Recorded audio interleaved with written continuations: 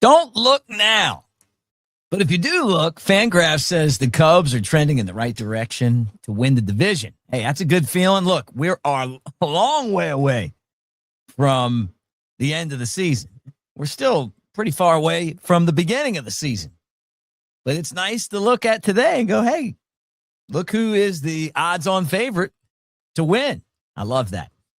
Ryan Brasier is signing with a new team, a minor league deal. He didn't pitch too well for the Cubs last year, and our old buddy El Mago suspended from the World Baseball Classic. Man, that's hate to hear that.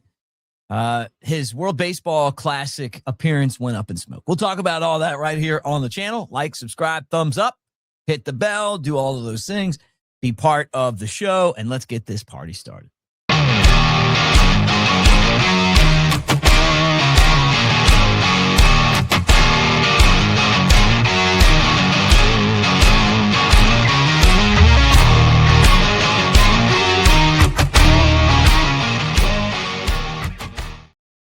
All righty. Mick Gillespie here, Baseball Channel.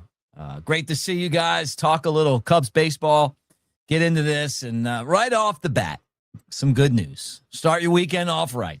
According to Fangraphs, Cubs trending to win the division. Now, let me put this up here. This is, as of right now, 62% chance that the Cubs win the division. Milwaukee down 42%. The Pirates have a better chance than the Reds. And then there's the Cardinals having a fire sale right now and way down there. Now, I think that it starts with the Milwaukee Brewers because, look, they've been the team to beat here over the last few seasons, right?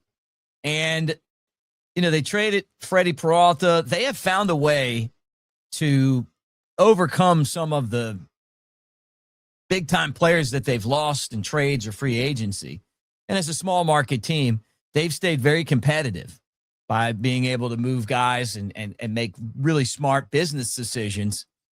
But Fangraphs says they're going to go from 97 wins to 83 wins. So that's a 14-game drop. 83 and 79 is their projected record.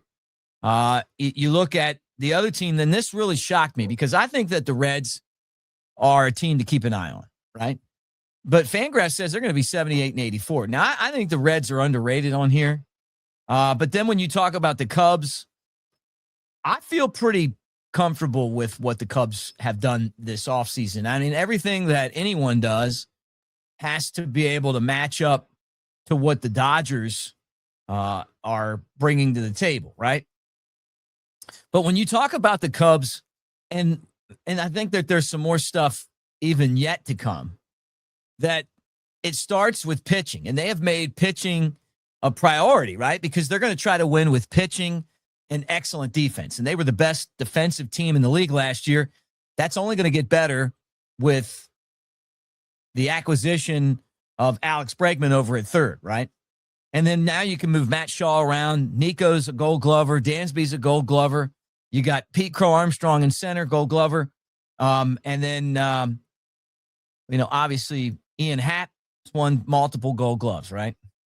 And when you look at the Cubs, you got pitching and defense right at the top of the list, right? Go out there, add Edward Cabrera to the mix. Justin Steele could end up being back in the picture at some point. You look at the division and you feel pretty good about the other teams, although I think Cincinnati's the team to watch outside of the Cubs. And then even without Kyle Tucker, the Cubs, they have Pete Crow Armstrong, who, if he could be like he was or even close to how he was in the first half of the season, he's one of the most exciting players in baseball. Michael Busch, don't count him out. Two guys who are potential MVP candidates if they go out there and kind of take that next step, right? But on top of that, Seiya Suzuki at times has been one of the best players in the game. Nico Horner's playing for a contract extension. I love it. Or a trade, or maybe not a trade, but we hope not a trade. But it could be a trade between now and opening day. That wouldn't help him as far as games go. But I think he's going to have an excellent season. And you watch the way that he progressed to the second half of last year. It's pretty beautiful. Just driving the ball, doing all the things that he's done. And, and I feel like the Cubs are kind of one of those teams that could take control of the division. Right-hander Ryan Brasier signs with the Texas Rangers, minor league deal.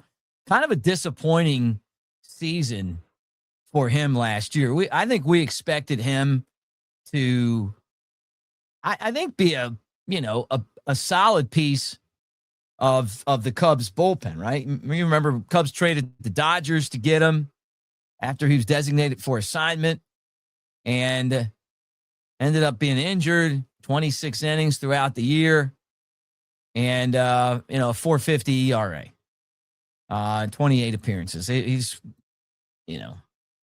38 years old, kind of an old timer, and the Cubs really didn't have a spot for him anyway.